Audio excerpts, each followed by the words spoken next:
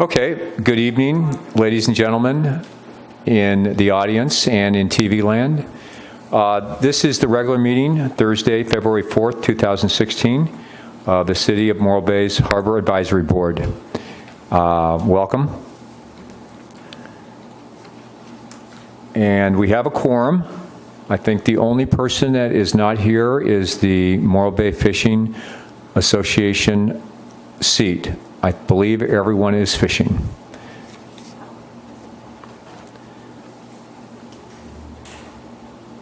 So let's have a moment of silence.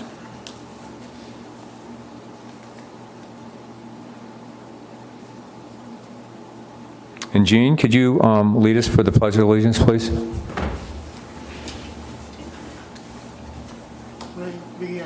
I pledge allegiance to the flag of the United States of America and to the republic for which it stands, one nation, under God, indivisible, with liberty and justice for all. Thank you.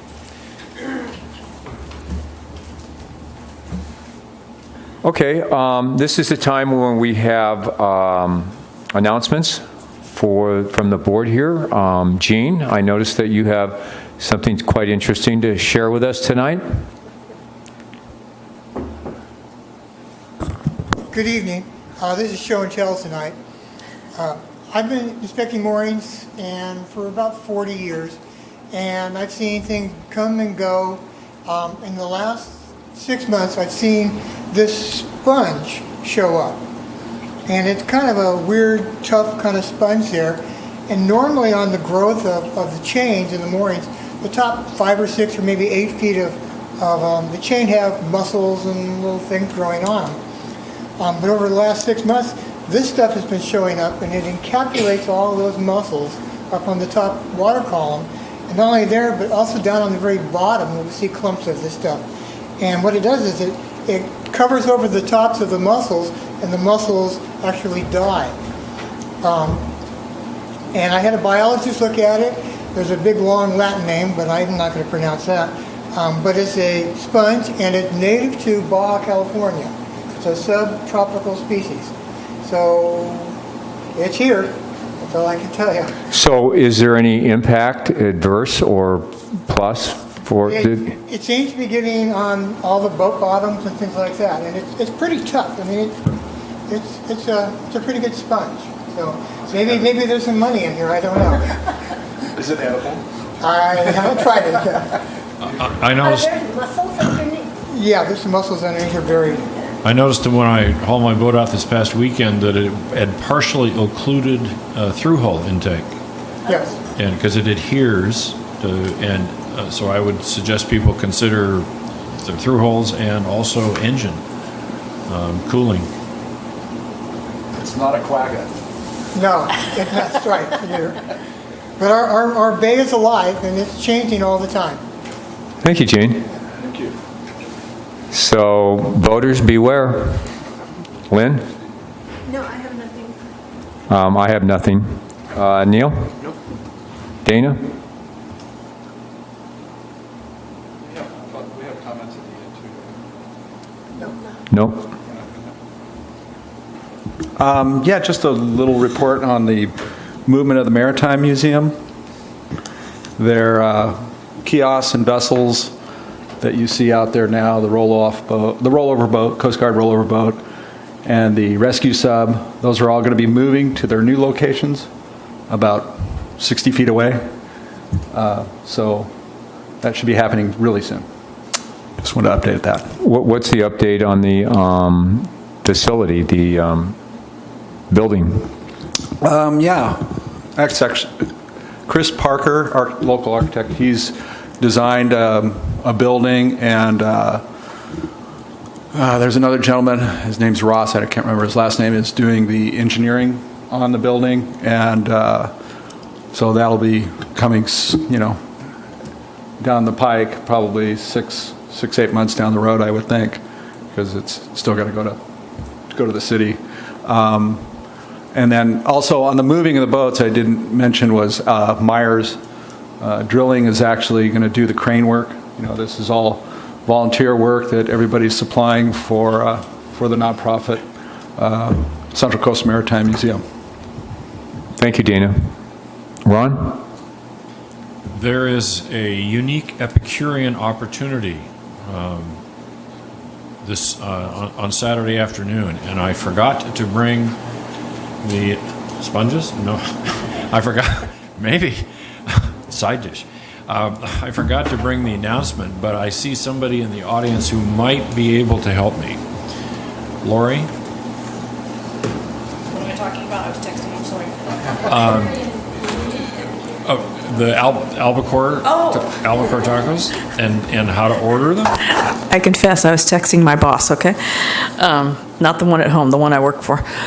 Central Coast Women for Fisheries has our annual albacore enchilada sale this week from 1 to 5 at the community center. You pick up a tray of red with white, or red with flour, or green with corn tortillas. It's a tray of 4 for $10. Jeremiah O'Brien brought in the fish, as did Craig and Marlise on the preamble. I knew that this morning, okay? And Jeremiah's got the aguero. So it's local fish, and Local Fish Wives are making it. And you can call me, because I don't have Jackie's phone number, 748. Because you have to pre-order, is that not? You have to pre-order. We'll have some available for walk-in. 748-2460, and we can order them. Thank you. And that's what I have. Thank You you. know, I do have an announcement that I think is pertinent to the coast, is that we, when I say we, the February 10th, I believe, to the 12th, there's the Coastal Commission that's going to be meeting at the Inn at Morro Bay. I just chatted with the people at AVP, and they are going to, because of the impact of the amount of people, have one of the sessions at the community center. So I'm sure you can go to the Coastal Commission website and find out the agenda. But there, you know, if anyone would ever want to go see a Coastal Commission meeting, this would be a good time, since it is going to be held in Morro Bay here. At the end? At the inn, from February 10th to the 12th. Okay, anything else?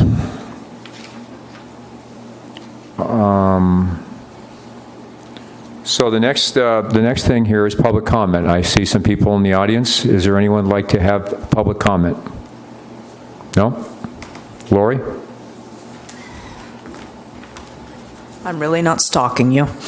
My name is Lori French from Morro Bay. I'm a crab fisherman's wife, and I'm here to give you a quick update, maybe not so quick, if you have questions, update on the Dungeness crab closure right now.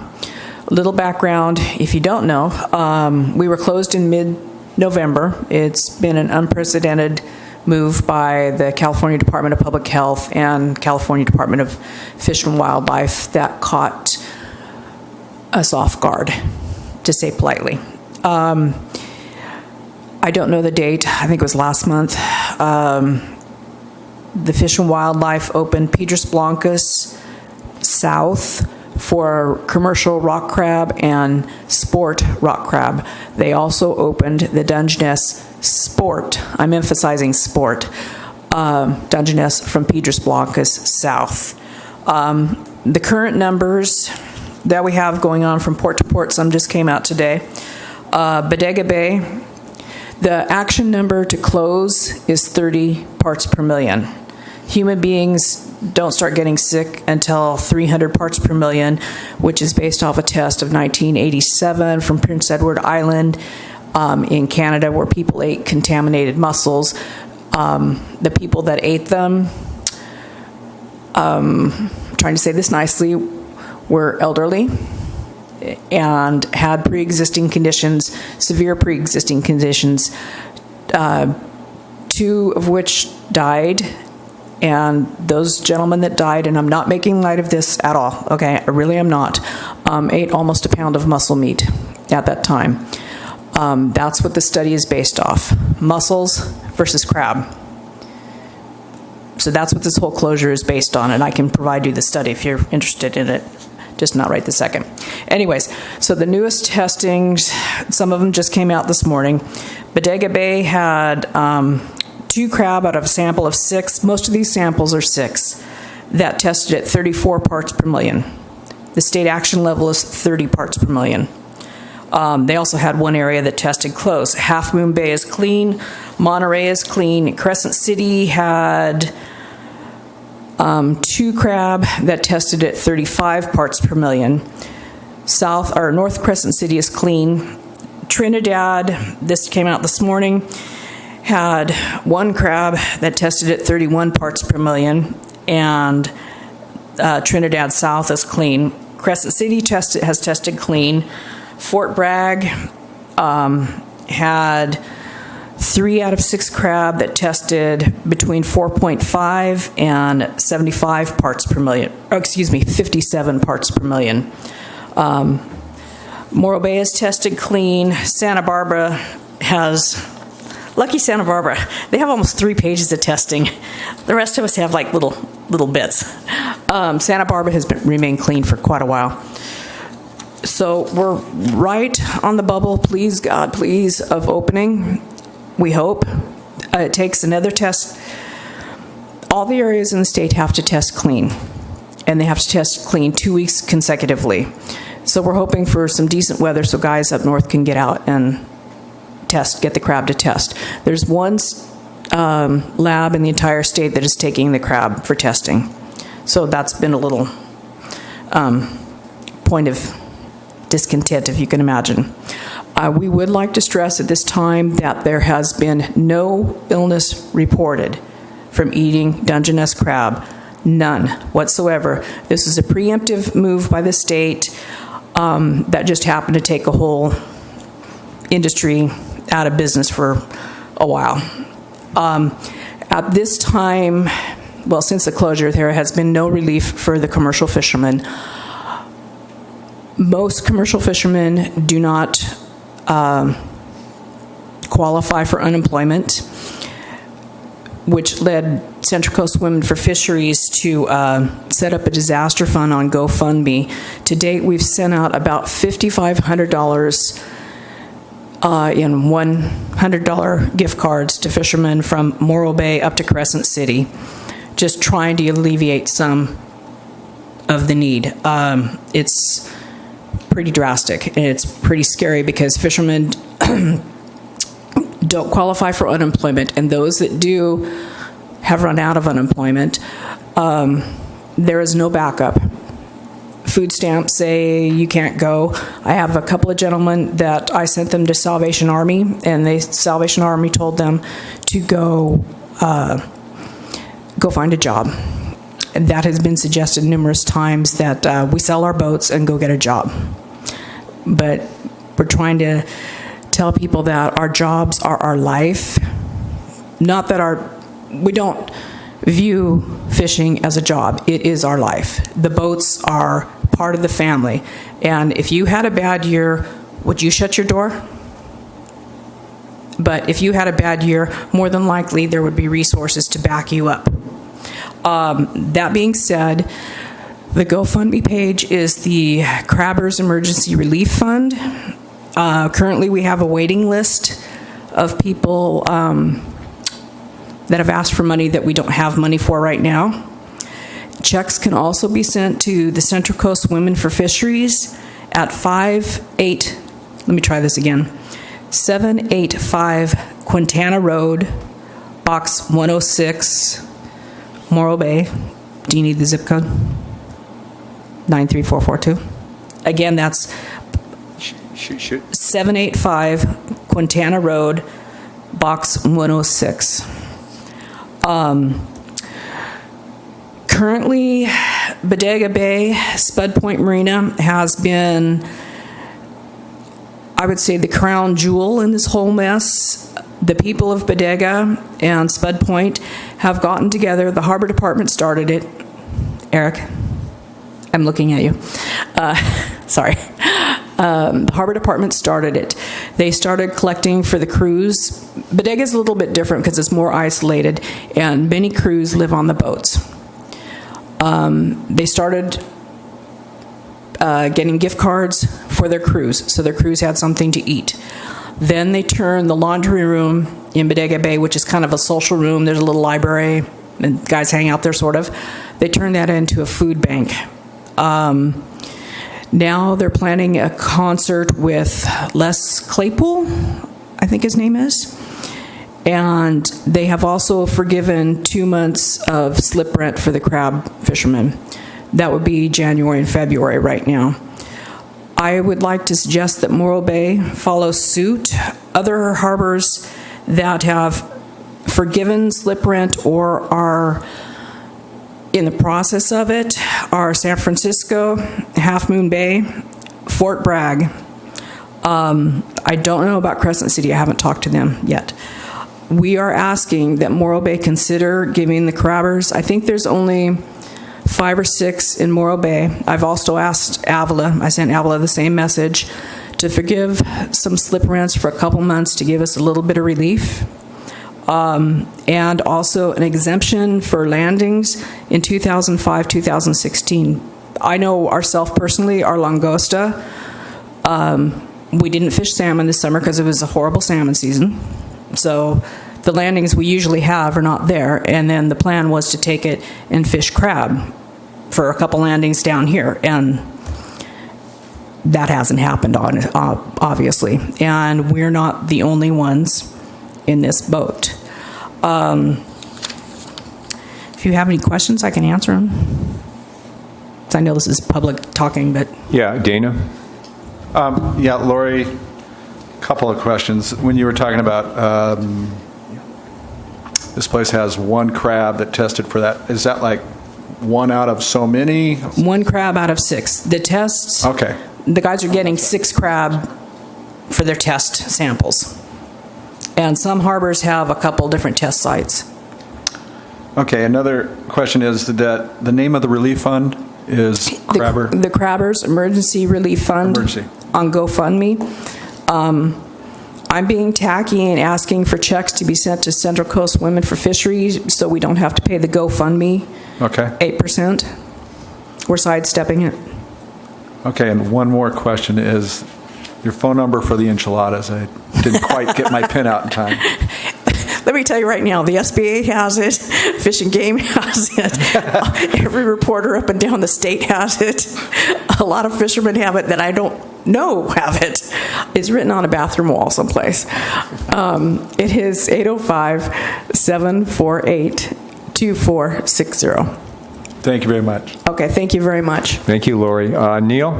Could I just make one comment? So Yes. this is more of a long-term possible solution in the future. It's not going to help with what's happening now, but my shellfish industry is regulated by the exact same lab, and I've dealt with this for 10 years, and they are significantly underfunded to the point where domoic acid testing is on a back burner to everything else this lab is specifically supposed to do on a day-to-day.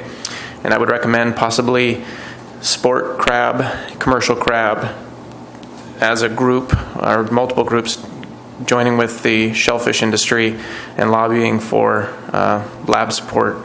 So as a side, maybe getting together with getting a larger group together, because as oyster farmers, we've attempted to get more funding for them, and when they're pinched on funding, that's when they start making these pretty dramatic decisions. And I understand that it would fall under the Dungeness Crab Task Force role, but I will text a couple guys or emails a couple guys tonight because I know that is under consideration. And just a little side note, we did fish in the 80s under higher numbers that they closed us down for, under an advisory. If that makes any difference. And the thing is, like I said, I cannot stress enough, is nobody has become ill eating crab. It is totally safe to eat. Morro Bay High School, the baseball team, has a crab feed coming up. Please support them. The crab is coming from Oregon. Our crab is totally safe down here. We're just not open yet. But we need our buyers and our markets to realize that people will eat crab. Lori, one last question. What does the season run from to? I mean, do you still, as you say, pray to God next week, they might open it? How long do you have to crab for?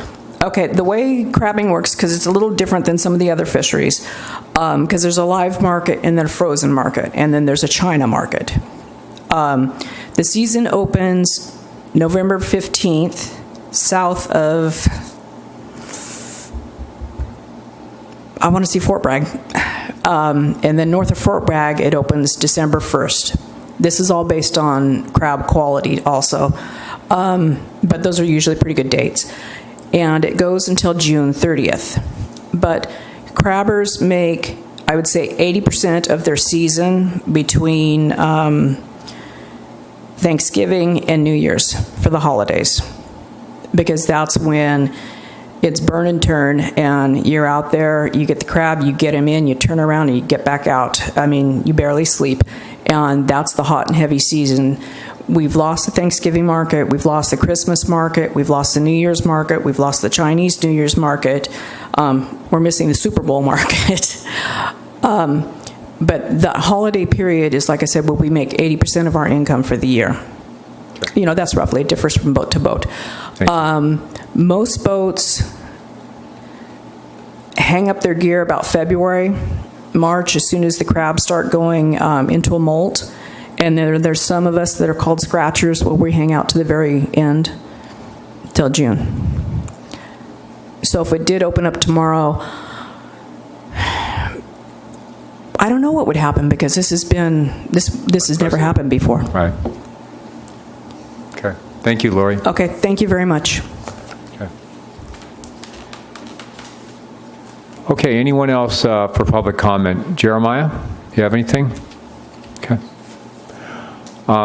Hearing no one else, we'll close public comment and get on to our consent calendar. A1, the approval of the minutes from the Harbor Advisory Board meeting held on January 7th, 2016.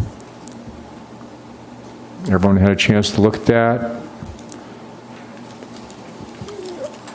I would move for approval. I have Dana here that would like to approve the minutes from January 7th. Do I hear a second? I'll second that. I have a first with Dana and a second from Neil. Any discussion? Hearing none. All in favor? Aye. All opposed? No. So the minutes are approved from the meeting held on January 7th, 2016. So the first public comment, public hearing is B1, is the Harbor Department status report, which is our lovely director, Eric. Thank you and good evening. Welcome back for another month. So I'm going to touch on something you touched on earlier, Bill, because it's an evolving issue with the Coastal Commission. As you know, Coastal Commission's here next week. They've got a fairly controversial item up for consideration on Wednesday. They're expecting a very large turnout for that. They're considering moving to the community center because it's a larger venue. They're considering having overflow at the community center. So I guess the message to the public is keep your eye on the Coastal Commission's website and the City of Morro Bay, I imagine, because we're trying to help facilitate, get them where they need to be. So it may be at the community center, it may be in at Morro Bay. We don't know at this point. I believe for noticing purposes, they need to get the notice out pretty darn soon. So hopefully by tomorrow at the latest, we'll know. So with that, recent department activity. It's been a rather active year out in the surf line, as you know, and with storms, we've had a fair amount of rain and storms and a lot of surf up until last week when it kind of died off, but it's back up. We've had a lot of water rescues. As most of you know, we have a very popular surf break now inside the harbor called Widow Walls.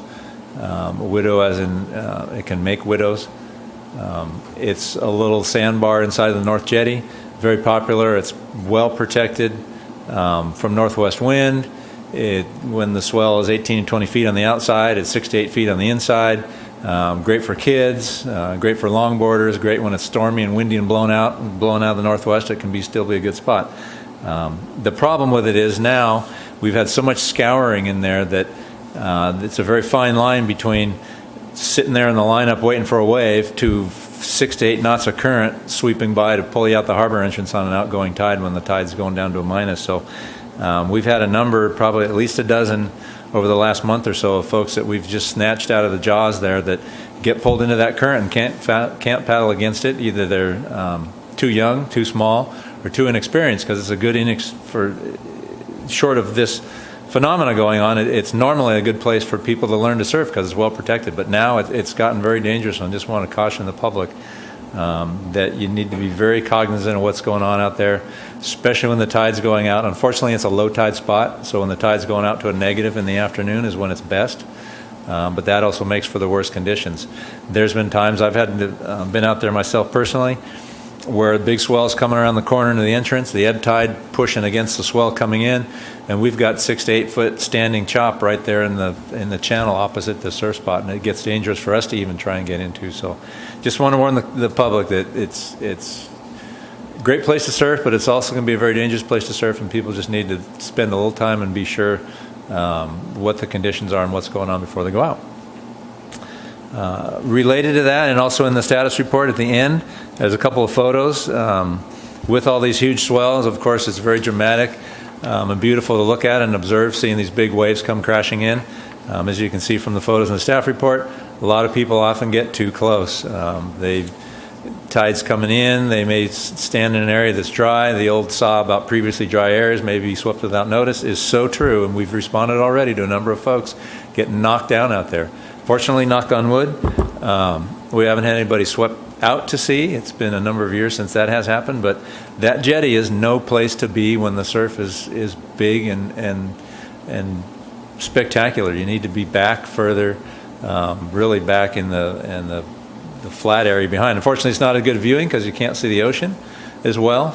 You can only see the spray coming up above the rocks, but if you're up above on the rocks and looking down at the ocean, you're probably too close. So just beware, folks, when you're out there. It's just not a good place to be, so people need to stay well back from that area. So over the last month or so, we've had 22 emergency responses with the Harbor Patrol and 110 calls for service. Like I said, a vast majority of those emergency responses have been at the harbor entrance, been surfing related. We had a fellow that decided it was a good idea to go inner tubing on the north side of the rock a few weeks ago.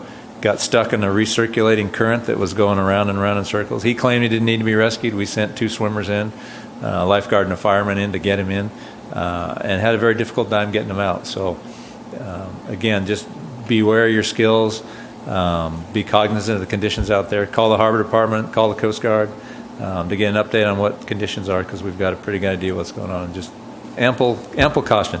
Can't emphasize that enough. Recent City Council activity, the January 12th council meeting, the council declared January 2016, which just passed, as Morro Bay Winter Bird Festival month. As you know, we have the Bird Festival every January. I think it's on the Martin Luther King weekend. And that was held, and I think I actually got that in my past events coming up. Great event. Lots of folks came out for that. Also at the January 12th meeting, the council approved what we call a consent of landowner for the Central Coast Aquarium to submit their plans, their full plans, to the Planning and Building Department, our Community Development Department, for their proposal to rebuild the aquarium lease site. As you know, that lease expires in 2018, and we put out an RFP a couple of years ago, had no responses to it. Central Coast Aquarium was interested, but weren't prepared to submit any kind of proposal at that time. Well, now they have, and they've got a great proposal for a new building. Their proposal takes up that whole street end area down there, as well as goes out to the water. So I'm looking forward to seeing that proposal on through as that develops. The January 26th council meeting, council approved an authorization for the 3-person delegation to Washington, D.C. for CMB. That's the California Marine Affairs and Navigation Conference. Typically, that had been the mayor and harbor director. Last year was the mayor, harbor director, and city manager, and then the harbor director had to bow out because he got deathly ill with the flu one day before. So we're going again with 3 folks this year. Knock on wood again. Hopefully I won't get sick. We also received a cable grant to fund that project as well, as we have in past years, so that's good news there. Typical stuff on the agenda. We're mainly going about dredging, Corps of Engineers. We had CMANC's winter conference down in LA a few weeks ago, and I spoke to the LA District Corps folks and asked one of the fellows pretty frankly what he thought our chances were for being funded for our full dredging this year. President's budget comes out on the 9th, and we may be in it. He said there's a pretty good chance we're in it.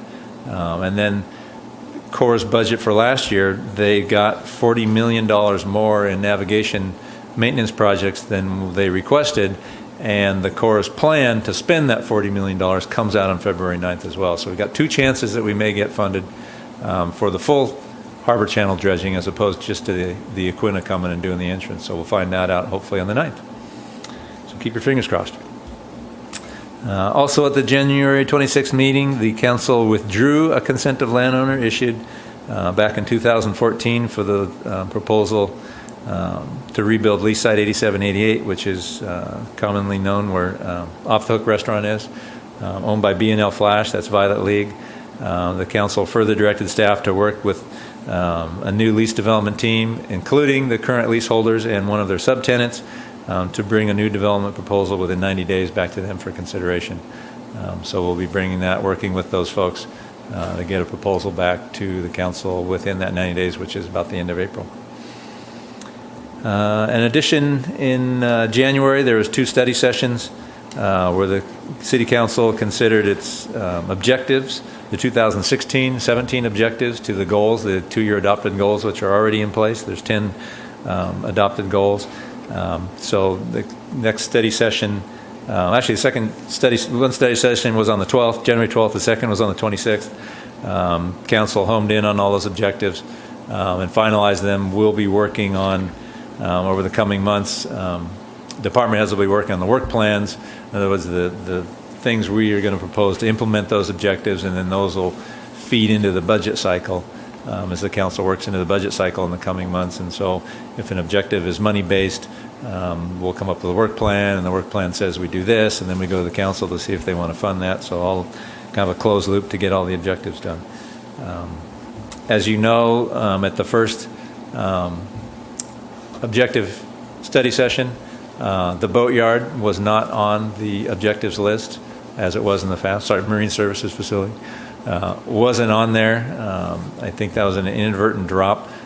We got it back on for the second study session for consideration, and it is on the list for continuation of that, so we'll be moving forward with that. So I talked about CMANC, our winter meeting. That was back in January 18th. Good meeting, lots of good interaction. Had a sea level rise study session on that, which was pretty interesting. Basic stance that all the ports and harbors are obviously taking.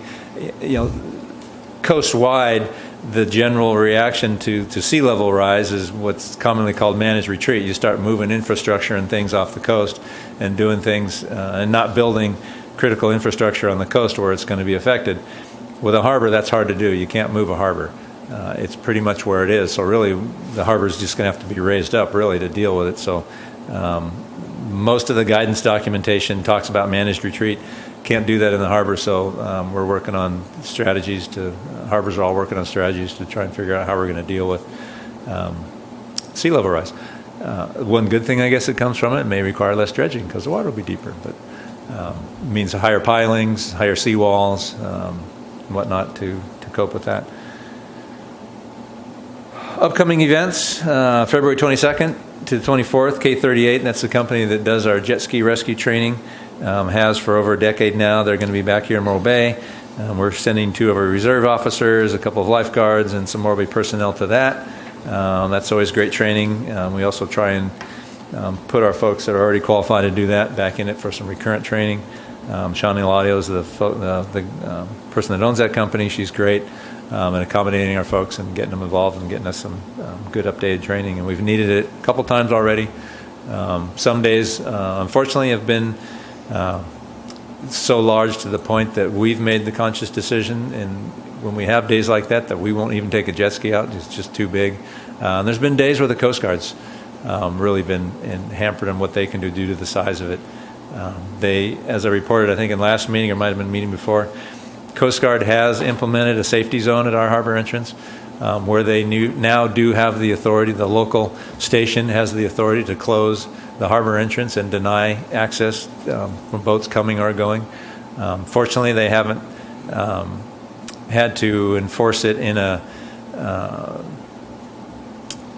truly hardline way where they had to threaten somebody. Everybody that's tried to come or go during those conditions, when greeted by the Coast Guard and told they can't come or can't go, they've complied. They haven't had to get mean about it, which is good because it's for everybody's safety. If it's to that point, you really shouldn't be crossing the harbor entrance.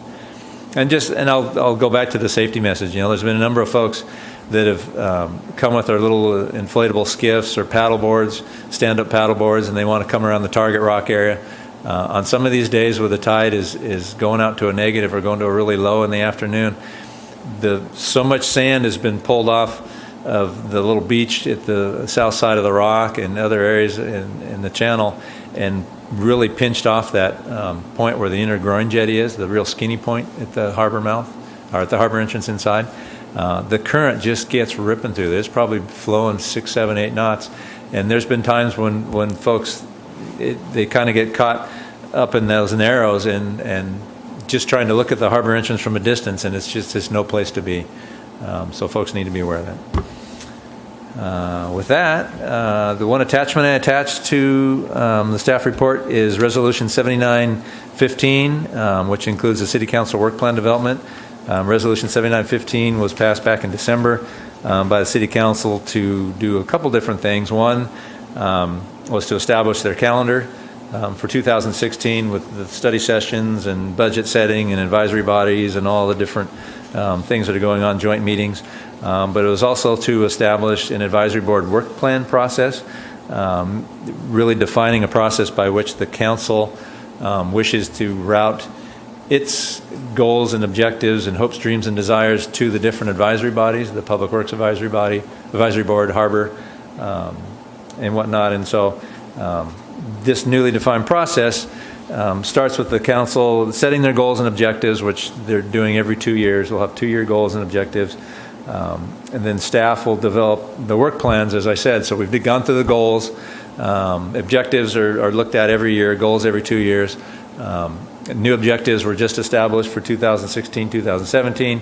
Out of those objectives, each department head will take the objectives that pertain to their department, come up with a work plan, come up with A, B, C, D, E, the things they think they need to do to implement those plans.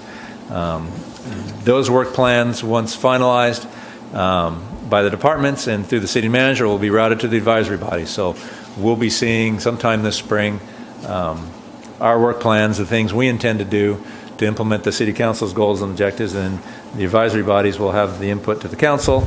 Council will consider all the staff input, public input, their own input, advisory body input, and establish and approve what the work plan process will be. And really, again, mostly that'll be implemented through the budget setting process, whereby if I have an objective that requires hiring a consultant to do a certain amount of work, if council really wants to implement that objective, then they're going to fund it through the budget process. And with that, I think that's the end of my report. I'll stop talking. Any questions? Do we have any questions for Eric here? Ron? Eric, in this evening's staff report, there's been significant emphasis on public safety as it relates to the harbor. I noticed some time ago that the Management Partners report that was published last year seems to suggest that the Morro Bay Harbor Patrol and the United States Coast Guard Station in Morro Bay are redundant as it relates to public safety.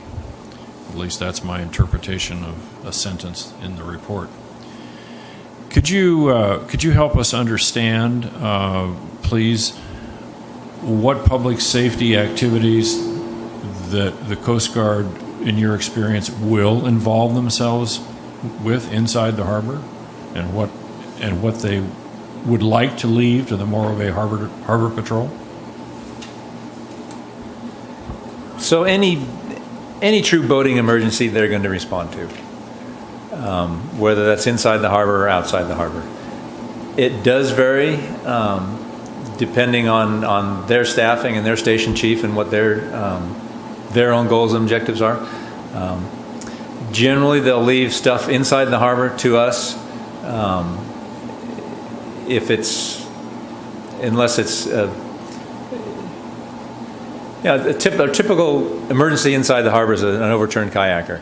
Well, in a general sense, you wouldn't think somebody falling out of a kayak would be an emergency due to the amount of current flow and boats and docks in the harbor that people can get hung up in, and the temperature of the water. We treat it as an urgent matter that needs attention pretty quickly, so we respond there on an emergency basis.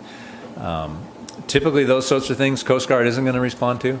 They're going to respond to vessel fires, medical emergencies. They'll respond to surf rescues, obviously, inside and outside the harbor.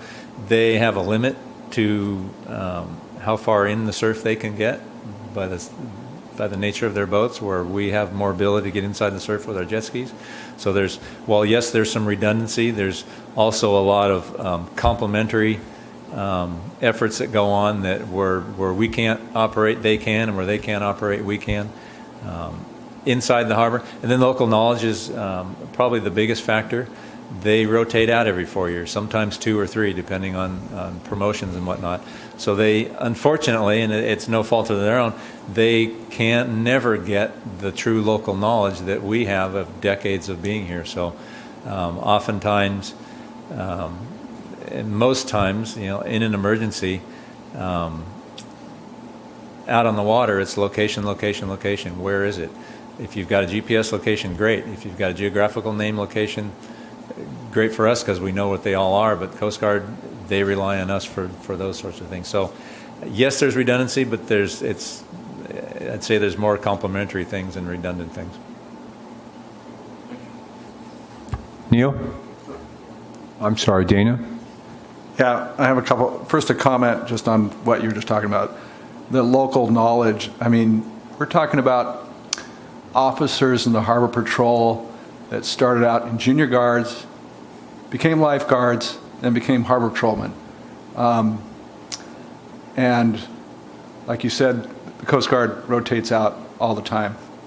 And maybe there's some redundancy, but I think they're two different things going on here. And I consider the Harbor Department very, very significant as far as the safety of our waters here. Back when you're talking about in the staff report about the Central Coast Aquarium's lease, is Cal Poly part of that? I mean, I know they are through them, but is it a joint effort, or are they just not on the application, but they're heavily involved with their marine research? Great question. And thanks for bringing it up. Yes, Cal Poly is heavily involved, heavily partnered in. Central Coast Aquarium nonprofit organization is the primary driver, but Cal Poly, through their marine sciences folks and Dean Wendt, are very heavily involved, as are their architecture folks. They've got architecture graduate and undergrad architecture students that are working on some of the design elements. So yeah, they are very, very much involved in the plan. If it builds out as envisioned, they're building in some lab and classroom space that Cal Poly will be a part of and being able to use as well. And Cal Poly intends to, as you know, they've got a new boat that they just had built. It's mainly down at Port St. Louis on the pier down there. I think they hoisted in and out of the water on the pier down there, but they'd like to leave it here in Morro Bay as well. So part of the project entails building a new dock for Cal Poly's boat as well. Neil? So I have a unique opportunity to observe the Harbor Department being their neighbor, and I see the boat come and go throughout the day. And this number, 22 emergencies, Eric mentioned briefly, but that's a really significant number. That's a lot of rescues. And I personally surf out at Widow Walls, and on one day in particular, I was surfing at Widow Walls by myself, and I was right up alongside the jetty to where I could stand on some of the submerged boulders. And I was standing there, and I started counting the guys that were down at the middle of the beach, where typically parents take their children to learn how to surf, and beginners start surfing before they move out towards the jetty. And I was right in the process of counting 22 people, so I kind of stood up on the rock. And as I counted the 22nd person, I noticed that the whole pack was drifting out of the bay, and I watched them go right by me. And they were all sitting on their boards, just docile, not worried, until I screamed, hey, you're all getting sucked out of the bay, start swimming. And each one of them got down and started swimming on their board and started paddling towards me, and I started trying to instruct them. And on that particular evening, the harbor department had already come out and done kind of a round, and it looked like they had kind of lingered off over by the finger jetty, probably because normally they would have gone in, but it seemed like there were so many people out there, they knew something was going to happen, maybe, I don't know. But just as those people were getting sucked out, the harbor department rushed over, and I counted either 5 or 6 bodies that they rescued, live people, not bodies, but surfers that they had rescued all in one sitting as those guys were getting sucked out of the bay. All the other swimmers or surfers were able to get in, minus those 5 or 6 that needed to be rescued. So, yes, we have a Coast Guard, but it's also a matter of being in the right place at the right time. And the harbor department was out on patrol, and they acted immediately. And if the size of that surf, if somebody had waited for a phone call to go through and hadn't been there, then it could have been a much different situation with those people once they're outside of the bay. So, And we've taken to really on these outgoing tide days, stationing a boat out there the whole time, just because, unless we can. There's been a couple days where we can't. We had to be way inside and then go out if we had to, and we did on a couple occasions. Where Coast Guard tends to be more reactive. They're waiting for the emergency. Right. We're more trying to be more like lifeguards and preventing the emergency. So we're out there a lot just waiting and standing by. And like you did, Neil, and I appreciate that. I think, guiding people and, hey, you're starting to get a little far away. And we've had people that, I've had that guy that I approached that at first was pretty combative and played the I've lived here for 40 years card and I know what I'm doing, leave me alone, until in the time it took him to try and argue that with me, we drifted 3/4 of the way towards the harbor entrance, and then he realized he had 20-foot waves facing him in about the next 10 seconds and decided to jump on the boat. The currents are just, it's amazing how much is flowing out there now and how quickly and how much has changed. It's not the docile little Whittle Walls area that it used to be. It's really changed, so people need to be really wary of what's going on. Yeah, I've surfed it since 2004, and it's different than I've ever seen it. The current is stronger than ever, and I grew up swimming and playing water polo my whole life. I consider myself a strong swimmer, and I can't keep up with it, so a lot of times we just don't go out there. But the other issue is the kayaker. I also witnessed the kayak rescue was a slightly elderly man who had been in the water and was hypothermic, and again, even though the Coast Guard was involved in it, it was your boat that brought him back in. So I applaud the harbor department for their work, and that's it. One question, Eric, on the 22 emergency responses, how does that compare to like a normal January? Just curiosity. I mean, like last year, for instance. I'm just thinking about monthly reports I've done over the years and kind of collating our statistics. I'm probably going to say, I don't know, somewhere between 5 to 10 per month is pretty typical, even in the wintertime. It varies. Summer's more kayakers and canoeists and not big surf-oriented. Winter obviously gets to be surf-oriented. But yeah, it's probably at least double. Okay. Thank you. Lynn? Question on the closure of the entrance by the Coast Guard when they do it. I know that they do announce that on NOAA weather, but are there any other ways that the public can find out when that closure exists and when it's lifted? So they announce, the Coast Guard announces it over the radio, over Marine 16. As you know, we've got our hazardous bar warning system where we call the landings. We're in the process of evaluating that and trying to come up with a better way with internet technology and Facebook and everything else.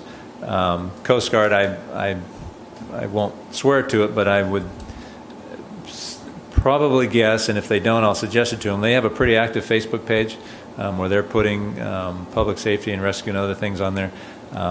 Coast Guard's Facebook page would be a good place to look.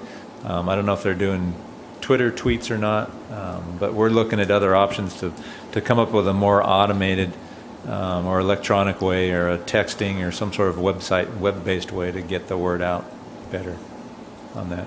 I think it would be really useful to boaters to know or to be able to call and say, is it closed? Yeah, and the hazardous other bar. than having to bother the harbor department or the Which Coast is fine. Guard. I mean, call us too on the radio or phone. So I want to make a distinction. I'm glad you brought that up. So the existing warning, which still has been the warning for decades now, is the hazardous bar warning, hazardous harbor entrance, meaning it is hazardous. The Coast Guard won't always close it because it's hazardous. Right. And in northern ports, they'll close it based on vessel size and type. So you've got a 26-foot boat, and it may not be good. It's closed for you, but you've got a 60-foot boat. You're okay to go. So we don't have that here. The Coast Guard, local Coast Guard, it's a judgment call on their part, but it still can be hazardous, but not closed. So the public should be aware of that. Don't think that if it's the Coast Guard doesn't have it closed, there's not a problem, because there can be. You still got to be worried about the hazardous bar warning. As you know, and if the Coast Guard is going to close it, obviously it's hazardous, so the hazardous bar warning is going to be up as well. On top of the Coast Guard shed on the end of the North T-Pier are those orange kind of rotating strobe lights with the rough bar sign. That's the sign to mariners, going back and forth. If you see those orange flashing signs, those strobe light signs going, the bar's hazardous and may be closed, and that's the time to stop and either turn around and call on the radio or rethink your strategy, or at least find out and know what's going on. Thank you. Gene? I'd like to add my support to our local harbor department. Beyond the safety issue, they're doing hands-on, day-to-day. Their feet get wet, their hands are getting wet. They're in the water all day long, back and forth patrolling the harbor department, the harbor itself. And that's not something you're just going to pick up every once in a while. So I really appreciate our men and women in the field. Thank you. I will ditto that too. Yeah, Ron?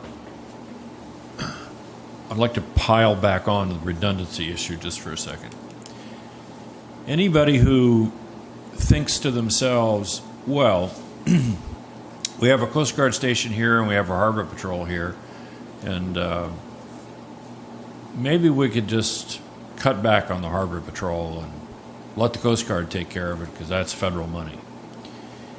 I would invite anybody whose thoughts go down that path to imagine themselves in the water and needing to get out of the water and not able to get themselves out of the water, and then go down to the dock in front of the harbor patrol, in front of the harbor office, and look at the two Coast Guard boats, and then look at our patrol boats, and try to figure out how you're going to get out of the water and onto the deck of those vessels. The freeboard, which is the amount of distance, vertical distance between the water and the deck on the Coast Guard boats, is several feet.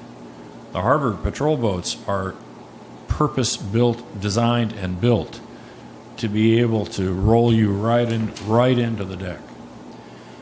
And if there's any lingering doubts in my mind, as I'm wondering about this, on YouTube, you can see the 42s, our Coast Guard boats. You can watch a water rescue on YouTube. It's a process. It ain't easy. Thank you, Ron. Okay. So with that, we're going to wrap up the staff report. And we want to go to C1, which would be update from the Marine Services Facility Boatyard Ad Hoc Committee on committee's recent activities. Dana? Thank you, Bill. The ad hoc committee for the Marine Services Facility Boatyard, we had like a little subcommittee meeting and just came up with some ideas of where we are and where we're going. So I went ahead and actually gave Alan my notes, and then he comprised something, and then I edited it, and then kind of sent it out, and Ron kind of added a little bit to it, and came up with a annual report for last year and a critical path for 2016. So I'm just going to read it. It starts out January through March last year. The ad hoc committee reviews Lisa Weiss Corporation's draft Morro Bay boatyard and haul-out facility market demand analysis report and provides extensive comments. April, LWC, we'll call them Lisa Weiss, what's called LWC, releases its final draft of this same report, the demand analysis, and it was presented to the Harbor Advisory Board at a special meeting on April 22nd. The board voted to direct the Marine Facility Ad Hoc Committee to develop the site criteria for the project to move ahead.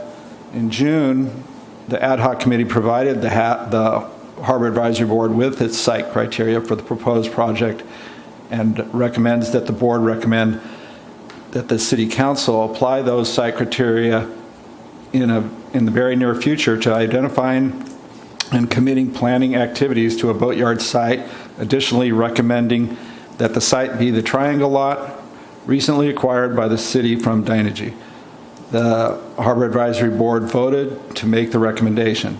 In July, Harbor Director Eric Endersby notifies the Harbor Advisory Board and the Ad Hoc Committee that the Council has approved funds and directed staff to hire a consultant to determine if there is space for a boatyard, maritime museum, and parking in the Triangle Lot. September, the Harbor Director notifies the Harbor Advisory Board that RRM Design Group has been selected to design a concept for the Triangle Lot parking lot and related areas to include maritime museum, boatyard facility, and parking. November 13th, Ad Hoc Committee and other city staff attend a design workshop at RRM Design, resulting in 2 concepts for the Triangle Lot and surrounding area. December, the Ad Hoc Committee recommends option A from the RRM Design as the best alternative for incorporating a boatyard haul-out marine facility in the development of the Triangle Lot. The Harbor Advisory Board votes to recommend the concept plan option A to City Council. So that's just kind of the rundown of last year. And then what we're looking at, critical path for 2016 this year, which we've already into here, the second month. 2016 finds us closer to a boatyard haul-out marine facility compared to 3 years ago when the Ad Hoc Committee was formed. However, as of February 4th, today, the Harbor Advisory Board meeting, there is yet no feedback from the City Council regarding the city's acceptance of the recommended RRM plan option A for the Triangle Lot. Should the city decide to commit to the Triangle Lot for possible development as part of a marine facility, excuse me, the next step is a financial feasibility study for the project. It seems desirable that RRM be hired to flesh out the concept plan to the point where costs could be determined. A consultant would be hired to evaluate construction and other capital costs, financing and operating costs, and to identify alternate sources of funding. The Ad Hoc Committee would like to work with the consultant and determine the various compromises that will inevitably need to be made along the way, and to help the consultant determine which aspects of the project are germane to the marine facility and which costs are included in existing city plans. The Morro Bay Commercial Fishermen's Organization applied for a Central Coast Cable Liaison, I believe is what it is, grant for up to $15,000 on an equal share basis with the city for a financial feasibility study, contingent on the city deciding to proceed with the process. However, we just found out that this grant was denied at this time, but the Morro Bay Commercial Fishermen can still claim they were committed enough to the project to apply for the grant and risk losing funding in some other areas, such as an essential repair of the ice machine. As the site appears to the Ad Hoc Committee as the only possible site left for adequate marine facility in Morro Bay, if the city fails to act on the recommendation regarding RRM option A, then the Ad Hoc Committee feels a vital element of needed infrastructure for the future of our working waterfront and the entire Morro Bay boating community will be lost. So that is our report. Okay, any discussion? So, Dana, what would you like to have us do anything in the way of a motion? Would you want to put a motion together so that maybe we can have our harbor director present it to City Council? Yes, I would. Ron? There are two tracks for an advisory body to put something that concerns the advisory body before the city council. One of those tracks is through a recommended motion, which then goes to staff, and staff forwards it on to the city manager. The second track, if there is an issue of special interest to the advisory body, they can make a direct written request to the city council that the city council put that item on a city council agenda for consideration. So I just want to point out that in this matter, which has been going on for a long time and is important to many people, that there are two possible tracks, and one is a direct written request. The recommendation was already made. Well, go ahead. The recommendation was made, that is correct. But I think that in the lieu of us continuing, we need to have this feasibility study, which I do not think was recommended to the City Council. So I would like to entertain Dana of maybe coming up with that motion. Okay, well, I do have a motion that I can make concerning that. I think maybe our liaison could speak on behalf of the City Council if there's anything coming down the pike, or I can just go ahead and make my motion. Well, Okay. Give you a chance. Well, I move that the Morro Bay Harbor... Dana? Oh, okay. Matt? Go ahead. Sorry. Hello, Matt Makowitzki, City Council. I think in terms of talking about this, I think Dana, in terms of the motion, in terms of letting the harbor director know, I mean, and Ron, you're absolutely correct in terms of making that motion, letting staff, harbor director know to bring it to City Council. That's the protocol. Also, as has been done, Bill and Dana coming to City Council and letting know the harbor board's feelings, direction, given the work that you've done for that. That's part and parcel of the process. I do believe in terms of the goals and objectives that Eric was talking about, in terms of looking in the larger sense, the macro sense of the Embarcadero plan, dealing with the Triangle parking lot with the Maritime Museum parking and the boatyard, looking at how this plan is going to go ahead, especially as Eric is talking from staff and City Council, looking at the goals and objectives as that harbor, as the boatyard. So I guess the short answer is, as an entity of one action to do the boatyard, it won't happen by itself. In the larger sense, in the collective sense of that Embarcadero plan of what's going on developmentally wise with the Embarcadero, i.e. parking, et cetera, looking at the downtown plan, looking how it's going to be coming down, the downtown plan as it's going to marry up with the Embarcadero plan. I'm with you. I really believe as a standalone item, the boatyard is incredibly important for a working waterfront. Absolutely agree with you. But I don't think that issue stands alone in terms of what's going on with the Embarcadero plan and the downtown plan.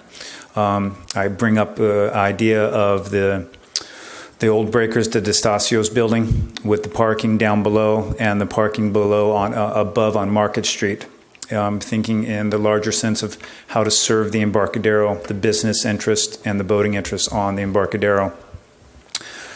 So I think in one sense, I don't want to urge caution. I really want the harbor board. I really agree with you pushing this forward and staying adamant with it and saying this is very key, not just to the people on your board, but to having a working waterfront and keeping it keep bringing it. And as far as Eric and staff and what he's saying, this is on the agenda. As a council person, it's still very much on my agenda, and I think it's very important for working waterfront.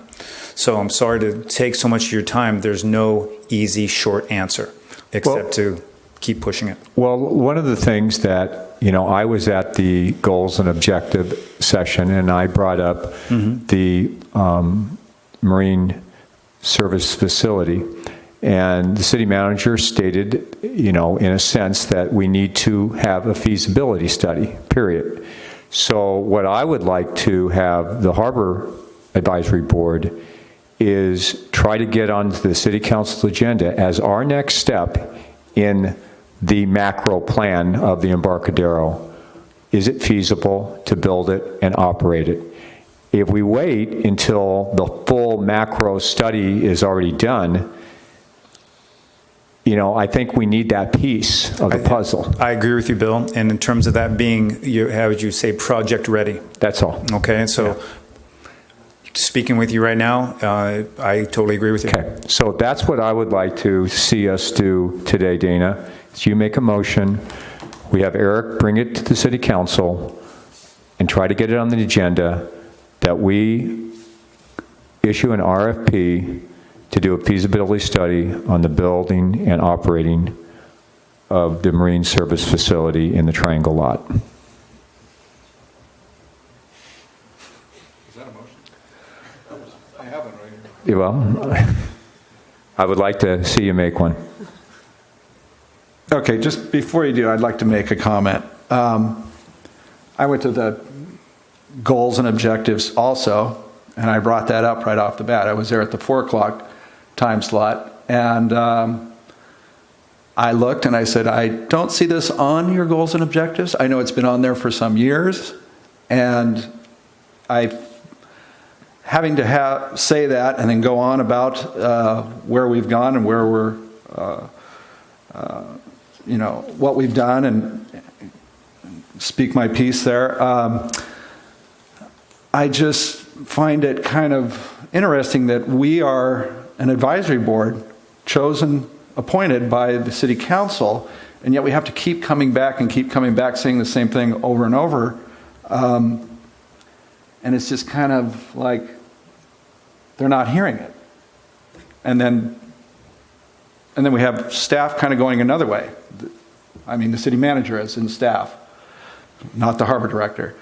And I just see some conflicts in our city government going on here. And that's, anyways, I'll just go ahead and make my motion here. I move that the Morro Bay Harbor Advisory Board recommend to the City Council to employ a consultant for a feasibility study of the previously recommended Marine Services Facility design option A by RRM in a timely manner. Second. I have a motion by Dana, a second by Ron. Do I hear any discussion? Gene? I just want to make sure that we're talking about the Plan A that was presented before. Correct. Lynn? Yeah, a question to Ron. Were you suggesting earlier that it might be a better tack to go directly to the city council rather than making a motion that goes through the staff? No, in this case, well, I didn't know, and I just wanted to share with the board, in case they weren't already aware or had forgotten, that the 2 tracks existed. Given the input from Councilman Makowiecki, I think the motion is entirely appropriate. Thank you. Okay. Neil? No. I have nothing. I made my point clear. Dana? Anything else? Ron? Okay, hearing no discussion. All in favor of this motion, say aye.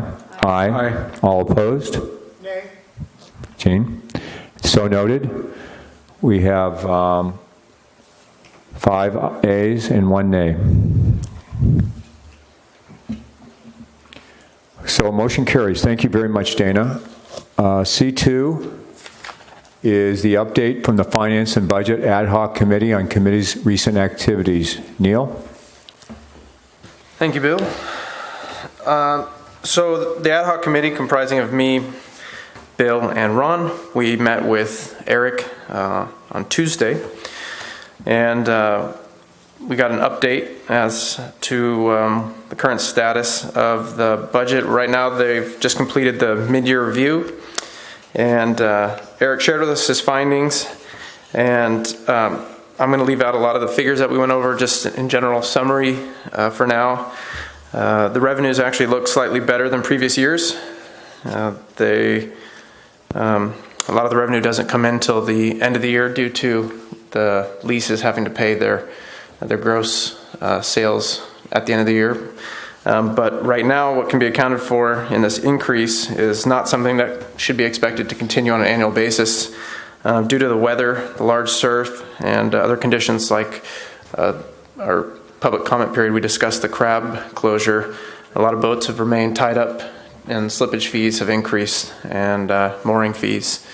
That's right, Eric, in general. And so this currently that increase should be expected for this year, possibly this year only. The ad hoc committee continues to be a sounding board in the budget process, acting at the request of the Harbor Department as they feel it is appropriate. Eric provided with us the City Council's budget schedule over the next few months, and I'll just read off what's been summarized here. On March 22nd, a budget forecast study session will occur, and this will be a review of the general fund and hopefully also the harbor fund. Last year this was the general fund only. On April 26th, the advisory board guidance study session will occur, and this is new. This is new and comes from the flow sheet that we discussed in Eric's staff report that was part of the resolution. And essentially taking the advisory body's input on staff work plans developed from the adopted goals and objectives. On May 24th, a budget study session will occur, and this will be to start lining up goals and objectives with budget prioritizing of the work plan elements. On May 31st, another budget study session. This will be round 2 of the above session on May 24th. And then the final budget to council for approval either the first or second meeting in June. And so we will be available to support the Harbor Department at any and all of these dates if they so choose. And we thank Eric for his time going over all this information with us, and that's it for now. Unless Eric has something to add to it. Eric, do you have anything? Probably just, and you touched on it a little bit, Neil. So we're completing our mid-year budget review. The mid-year is obviously the December 31st, where we look at revenues versus expenditures and make any necessary fine-tuning adjustments. The City Council is set to approve our mid-year budget request. So all us department heads adjust our expenditures and revenues. Not all have revenues. We probably have the most revenues out of anybody except for up at community development. But so we'll be going to City Council next Tuesday on the 9th, I believe, February 9th, for the mid-year adjustment. So if anybody wants to see what our mid-year adjustments are, we did increase our revenues up based on partly what Neil said. Some of our slip and T-pier fees are up, partly because we had a slight fee increase this last spring, this last budget cycle, but also because there's just more boats in town. A little bit because of the Dungeness crab season. But more so because of the weather, and boats just haven't been going out, and so that increases our fees because they're not on a sublease lower rate; they're on their full rate, so that increases our fees. Also, a little bit of our lease fees have gone up from our estimates from what we originally estimated, so we got some increase in revenues. And we're matching that with some expenditure adjustments as well. So you can look on the city's website. I believe it's posted. The agenda is posted now for next week, so you can see what our mid-year adjustments are as well as the rest of the city. Okay, thank you very much. Any comments on Neil's report? Ron? Just one minor clarification for the folks, as you say, Bill, out in TV land. When Neil was talking about the year, you used the word year several times. That's the city's fiscal year, which runs from June, if you will, to June. which is why Eric said what he did about that mid-year cuts off in December. And the only other comment is, Eric, is these figures going to be available on the website for the public to view? Or is this still, is this public record? I'm just curious if someone wants to look at the harbor budget revised projections. I don't think the full projections, expense, and revenues are in the staff report for next week. It's just a summary of the specific line items we're requesting to be changed. So you can look at that. So it won't give it an overall sense, but you can look at, like, for instance, I'm requesting my North T Pier go from, increase by, I think, by $8,000 in total revenue. So those individual things would be able to pull out of it, yes. Thank you. Okay, hearing no other comments here, let's go down to C3, update from the Eelgrass Ad Hoc Committee on committee's recent activities. Lynn? Thank you. This committee is another one for educational purposes so that we can understand the importance of eelgrass, what's happening to eelgrass in the Bay. And it consists of Neil and Jean and myself. We did have one meeting with Jen Nix of the NEP, the National Estuary Program, who is very well informed, perhaps an expert on eelgrass. We are currently reviewing a report that she gave us about eelgrass in the Bay, and we will be going into further depth as we develop more questions and answers for this. Thank you. Any questions for Lynn? Seeing none, thank you very much, Lynn. C4, update from the Marine Sanctuaries Ad Hoc Committee on committee's recent activities. Ron? And consideration of Ad Hoc Committee's written report that was in your agenda.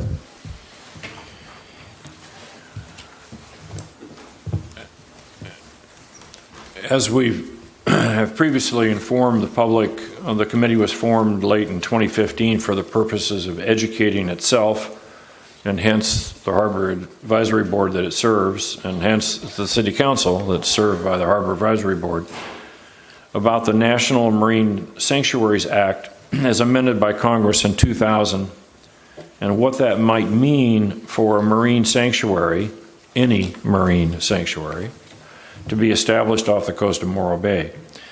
The three committee members initially have divided our work into three different macro areas of interest.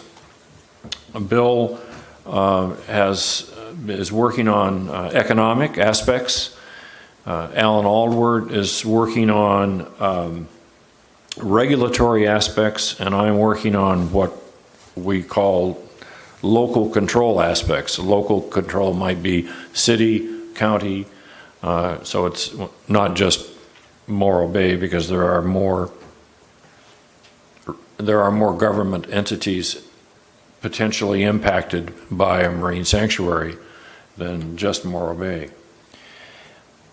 So, Bill, would you like to summarize what you have done since the last report regarding the economic aspects? I put down, and I actually went to the NOAA site. NOAA has some slick slides on the economic activities in certain sanctuaries and in sanctuaries in general. What I have, for instance, based on a 3-year average from 2010 to 2012, the total economic impact from recreational fishing in California, national marine sanctuaries, the so-called ripple effect, totaled $213.1 million. So you say to yourself, as I read these, and we are an advocacy and educational group, and these figures I really couldn't pull where they got the data and the net gain from that data from when it wasn't a sanctuary. So it's something that I'm having a hard time grasping and trying to figure out whether or not this economic activity would not be here if it wasn't a marine sanctuary. And that's my real dilemma. There's no net gain. So the one thing that I think there is a net gain is when Monterey Bay National Marine Sanctuary provides opportunities for approximately 25 marine science facilities, and these facilities employed almost 2,000 people in 2004 with a combined budget of over $200 million. Now, that's a pretty big economic gain. I just need to find the data that backs that up. Is that part of the aquarium? And if that's the case, that's a different animal. I mean, that's backed by Packard money, and so I'm not so sure that it would not also be there without a marine sanctuary, and that's the thing that's hard to determine. The one report that I did look at, which was the University of Michigan, and NOAA stated that in their data and their documentation that 1,704 jobs were gained in Thunder Bay, which is a marine sanctuary in Lake Huron. I believe it's Lake Huron. And I actually read a good portion of the University of Michigan report, and to be very honest with you, the business community stated in their report, because the report was done by surveyors, that there was no net gain in employment because of the sanctuary. Now, the business community likes the idea of a sanctuary, but they need to take that sanctuary designation and actually utilize it for increased employment, but that has not been done yet. So I think it's a work in progress, and I need to do a little bit more work, and I do apologize if the actual figures are a little bit skewed, but I'm just not sure exactly the net gain, whether it was a sanctuary or not a sanctuary, and whether or not there was a lot of economic activity because of just the designation. So that's my report. Bill, is it the case that economic aspects extend beyond the possible flow of federal money into a sanctuary area? I don't mean into the sanctuary, but where a sanctuary lives. Wouldn't there also be economic aspects relating to, as you touched on already, business, in our case agriculture, fishing, and a variety of other, tourism for that matter, and a variety of other economic potential aspects? Well, I think there is a ripple effect, but then again, the key question is, would that affect, do you have to have a marine sanctuary designation to actually generate the economic activity? There's fishing allowed in marine sanctuaries, but there's fishing allowed in areas that are not marine sanctuaries. And so I'm having a hard time pulling that data to really give the public an informed view of the net economic activity. Agricultural, as you stated, in the NOAA presentation that the director gave us, they utilize the terminology best management practices for the agricultural community because agricultural runoff and activities impact the sanctuary. They utilize no fines, no, actual, but I'm sure that there was some money that was generated to have those practices. So there's probably a negative economic impact. I just need to find that data and try to pull that, and that's my job. And so it's a work in progress. And I think that that's true of the other two macro aspects as well, and it's why the committee feels so strongly that there need to be additional public information forums organized relative to a hypothetical marine sanctuary off the coast of Morro Bay. And those forums would invite players who have lived with the sanctuary from other areas of the California coast that are involved in agriculture and tourism and real estate and fishing. And hopefully they would be able to share with the citizens of Morro Bay and the city of Morro Bay what their experiences are. I mean, good, bad, or indifferent, it doesn't make any difference as long as it's not advocacy and it's not biased and it's factual. Alan is not here this evening, and he's done quite a lot of work. Sure. I just had a question as far as Bill's report on the economic aspects. Now, this is, when you're looking at this is just here, the economics here, or when they talk about 2,000 jobs and 213 million? It's in Monterey. Okay, but that's not, okay, so it's not jobs in Washington that are created through this or anything else? Well, that's the price of the pudding. I haven't been able to, get the details of No the way to generalization. extract that. Well, I need to try to figure that out. Okay, just curious. Gene? Have you seen any data that would show of an area that becomes a federally governed area, any detriment to the economy? Some businesses that can't proceed ahead because of federal regulations? Have you seen any data along those lines? No, I have not. That doesn't mean it doesn't exist. That's correct. Neil? The shellfish industry in Tamales Bay, that's part of a marine sanctuary up there, has had to petition the marine sanctuary to change the language to allow, it's not invasive species, it's introduced species. All of the oysters that we farm are introduced species, and the language in the sanctuary didn't allow for that. So if that language wasn't changed, it would put all the oyster farmers up there out of business. Gene, your point's really well taken. I think I started this endeavor. I don't think I understood, nor did my other committee members when they agreed to participate, in the magnitude of information that's necessary to get any adequate understanding of what a sanctuary means in a particular area.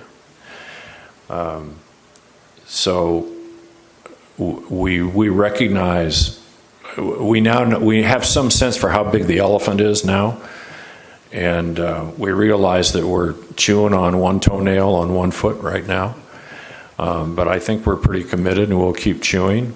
So, which brings me back to concentrating on where would such information exist, and I don't mean so much statistically as real life experience, which brings me back to the forums and inviting people who have the real life experience to say, this is the best thing since sliced bread, or this baby cost me my livelihood, or whatever it is, whatever it is.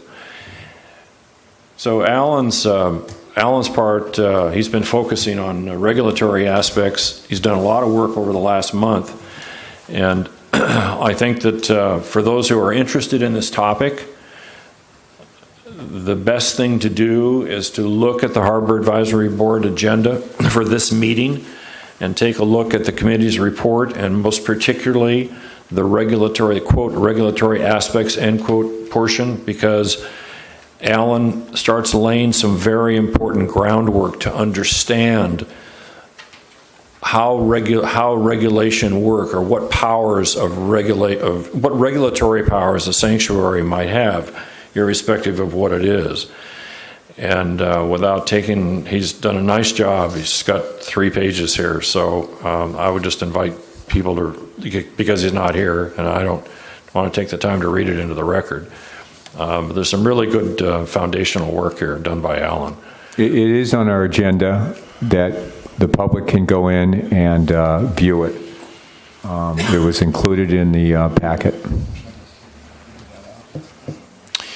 So the last aspect, as far as the current report from the committee, has to do with local control. And as I said, the committee is defining local control as meaning local government, regional governments, agencies, industry groups, and actually NGOs as well, non-governmental agencies, organizations as well. So simply put, in this particular aspect, as with the other two aspects, economic and regulatory, the committee's in an information gathering mode. This is going to take a while. I hope the citizens and the city of Morro Bay will be patient with us. It's going to take us a few months to pull all this together. Or I should say not all, because it's, but to come up with some sort of meaningful information. And as it relates to that meaningful information, the committee, as I've said, feels very strongly that city and county governments, port and harbor authorities, regional agencies, business interests, such as fishing, agriculture, real estate and commerce, and other non-governmental organizations who've lived with a marine sanctuary along the California coast be given an opportunity to share their experience with the city of Morro Bay and its citizens. For purposes of these public information forums, it makes no difference, at least to the committee, whether the experience were positive, negative, or neutral, as long as they're based on fact and do not stray off into advocacy or bias. The January 6, 2016 NOAA presentation in Morro Bay provided information and perspective from the viewpoint of the Office of National Marine Sanctuaries. That was important and valuable information. What is needed, additionally, are further public information forums featuring representatives from the entities and groups along the California coast who've lived with a sanctuary for a period of time. As I commented on earlier, the Morro Bay City Council policies and procedures provide two different tracks for an advisory body to provide input into the city council that it serves. And one of them, the one that we're most familiar with in this body, is we vote, and if it passes, we make a recommendation, it goes to staff, and staff moves it on up the hill. The other track, in cases of, and I think the wording is special consideration, the Harbor Advisory Board can make a direct request to council that an item be placed on a future council agenda. I just noticed in our packet tonight that track is also mentioned in this recently published, quote, advisory board work plan process, end quote, that the staff provided this evening. Yes, as Gene's making a circle, and that's exactly correct. Unless you're telling me to hurry up. So, oh, okay, good. Now I know. I'll look for that one. So, tonight, well, actually, I'll stop and see if there's any other questions, and then I have a motion, Mr. Chairman. Okay. Any questions for Ron? Gene? Have you been able to approach any other entities and have them respond back saying, we'd like to meet you or we'd like to make a presentation? Yes, we've identified, so far I have a list of over 30, and we're working our way down through them. It would be lovely to have some help. We're explaining to them when the contact is made, this is who we are, this is why we're contacting you. It isn't about a particular sanctuary application. It's about the general concept of sanctuary, of living with one, and we would love to have the benefit of your experience, whatever that might be. And then and then we get into, well, the logistics of how that might happen. You know, can they provide us something in writing? Would they be willing to come here and talk to us? But that process has just begun. I mean, there have been half a dozen, out of the presently identified 30 plus, there have been about half a dozen contacts made. Okay. Lynn? I have no comment. Neil? No comment. Dana? No, I'm good. Okay. Ron, you have a motion that you'd like to present to us? Yes, please. I move that the Harbor Advisory Board make a direct written request to the Morro Bay City Council that city sponsorship and promotion of additional public information forums relative to a hypothetical marine sanctuary off the coast of Morro Bay be placed on the earliest possible City Council agenda. Further, that those forums be intended to provide objective, fact-based information to the city and its citizens, information provided by city and county governments, port and harbor authorities, regional agencies, business interests, and other non-governmental organizations which have lived for a period of time with a marine sanctuary on the California coast. Do I hear a second? I'll second that. Okay. I have a motion by Ron, a second by Jean. Do I have any discussion on this motion?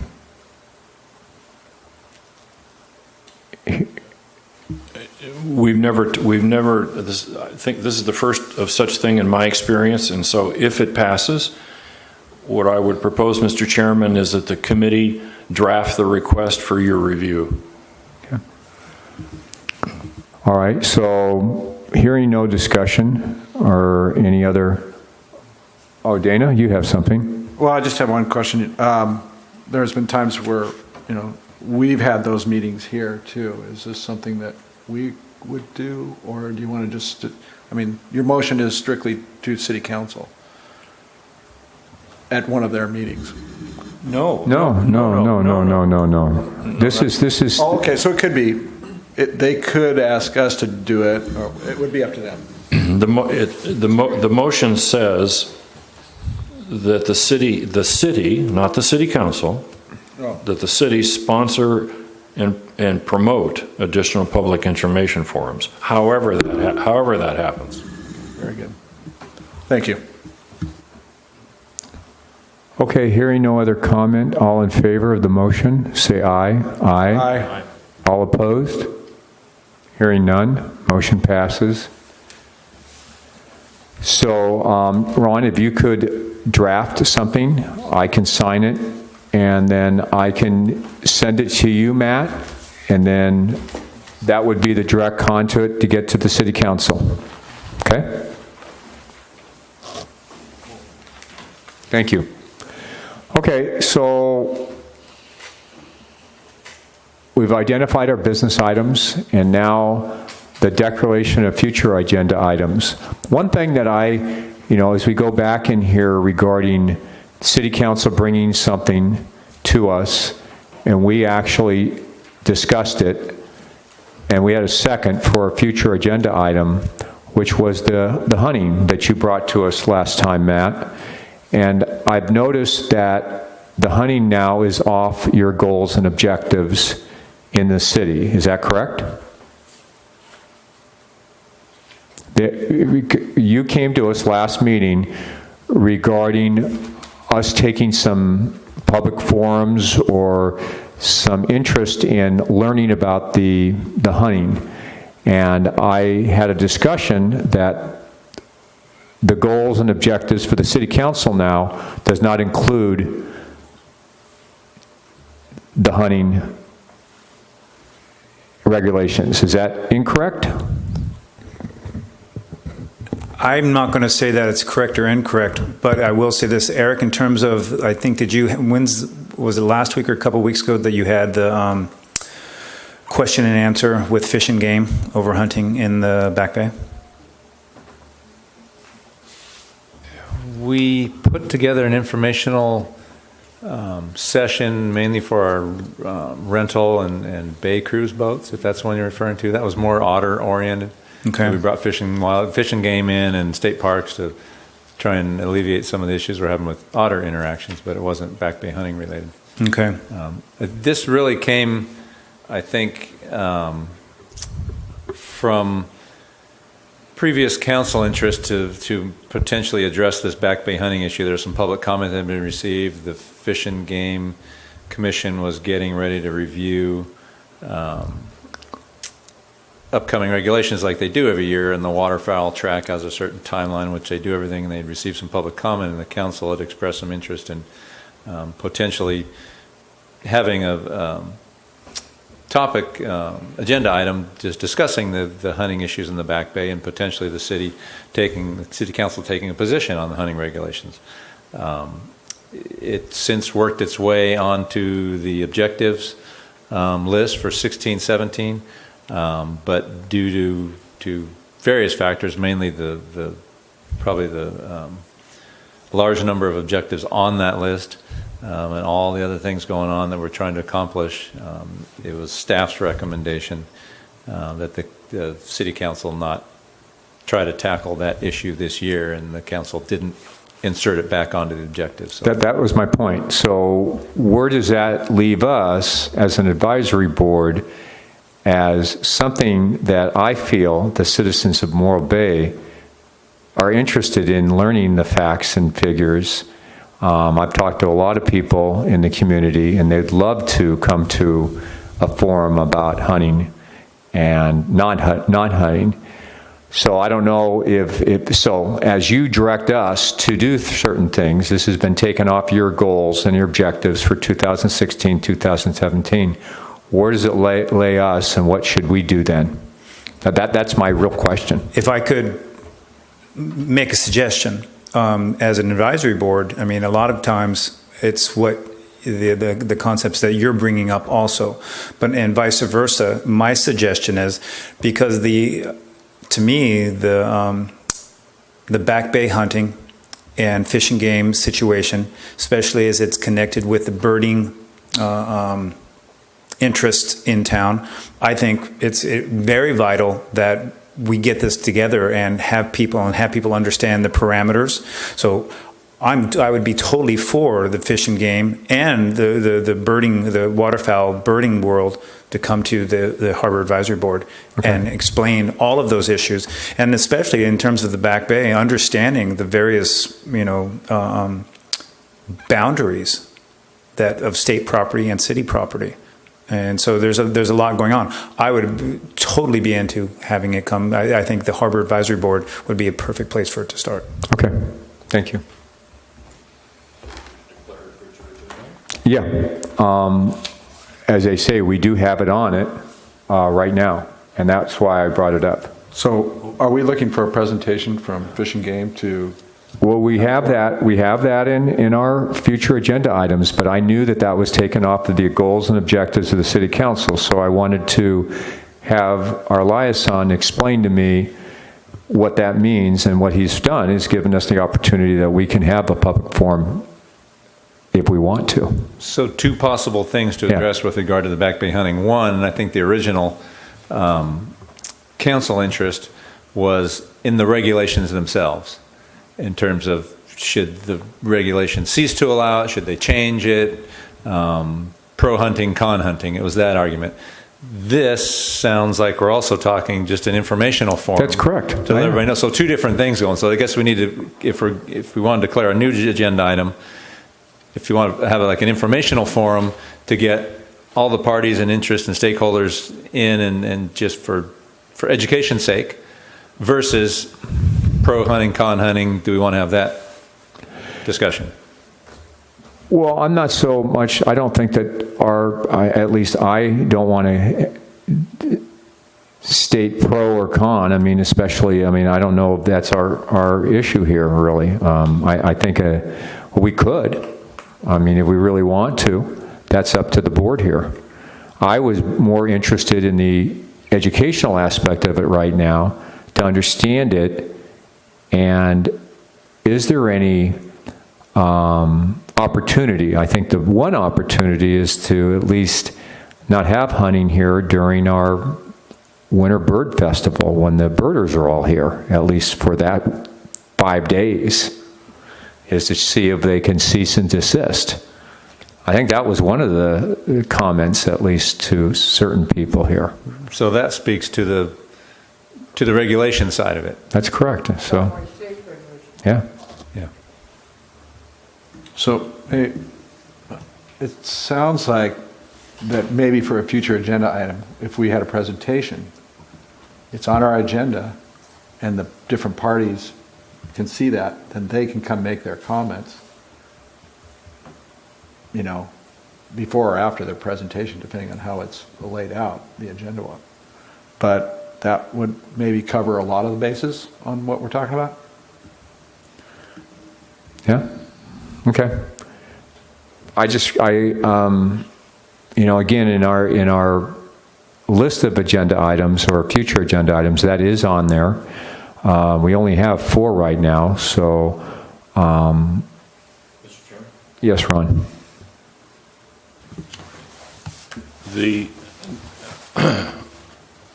The agenda item the future agenda item as it is stated right now is, quote, fish and wildlife hunting regulations in the Back Bay, end quote. So we seem to be talking about something a little different. So I'd like to propose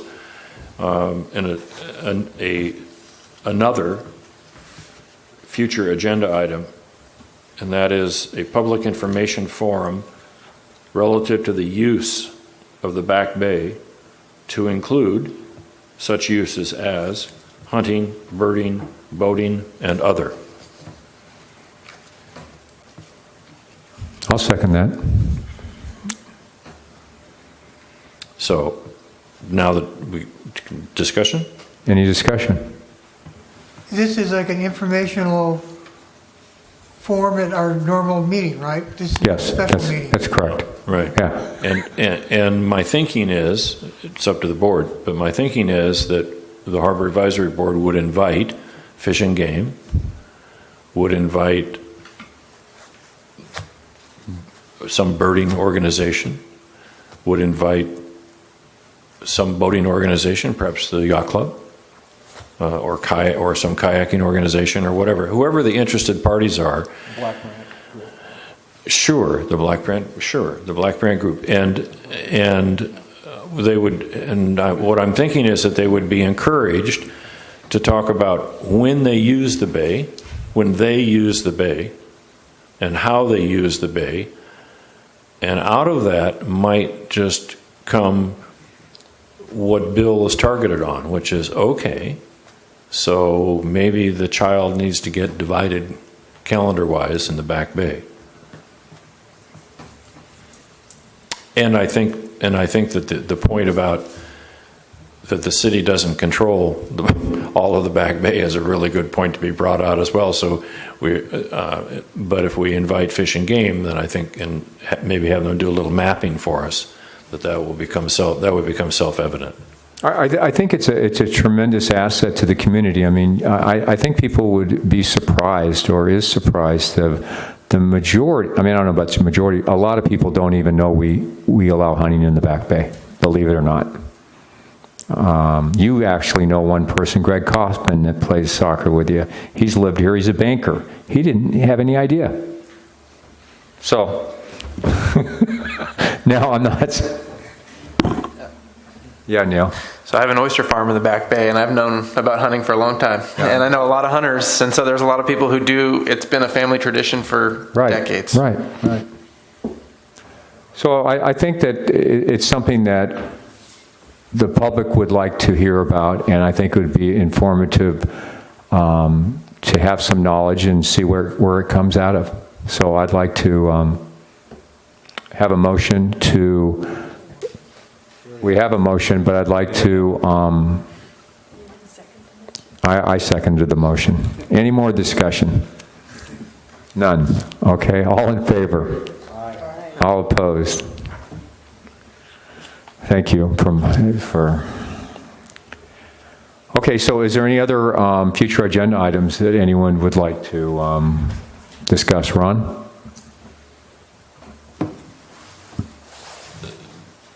That we place on perhaps the very next agenda, the question of mortgage relief for resident crab fishermen. I'll second that. Any discussion? So we have a first and second. Ron and myself has seconded it. Bill LaFay. All in favor, say aye. Aye. All opposed? Good point, Ron. Okay, anything else? All right, hearing none. Do we have anything on the March agenda, Eric, that you would like to discuss with us, or you have any thoughts? Any pertinent things coming up? No, nothing that I need to throw on there right now.